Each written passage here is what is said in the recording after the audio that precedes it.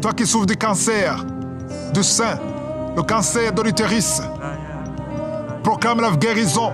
Seigneur, visite ces deux personnes. Cancer du sein, cancer de l'utérus, au nom de Jésus.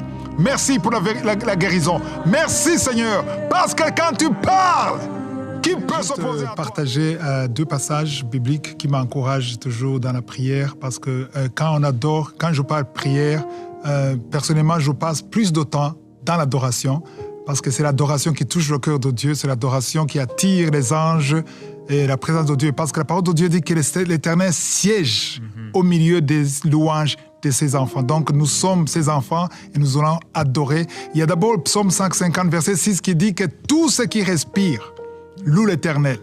Donc si tu respires, la parole de Dieu te demande de louer l'Éternel. Et dans Apocalypse 4, quand on parle de quatre êtres vivants, c'est la vision que Jean a eue, et il disait, il ne cesse de dire jour et nuit, Saint, Saint, Saint est le Seigneur. Et surtout les 24 vieillards qui se prosternaient devant celui qui était assis sur le trône, et il est ici. Il veut entendre ce qui sort de ta bouche.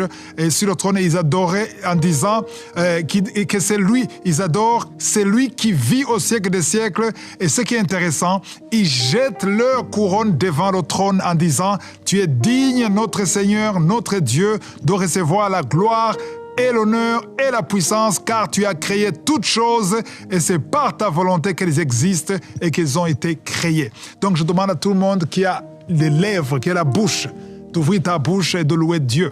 C'est quelque chose de très important parce que la louange, c'est une arme.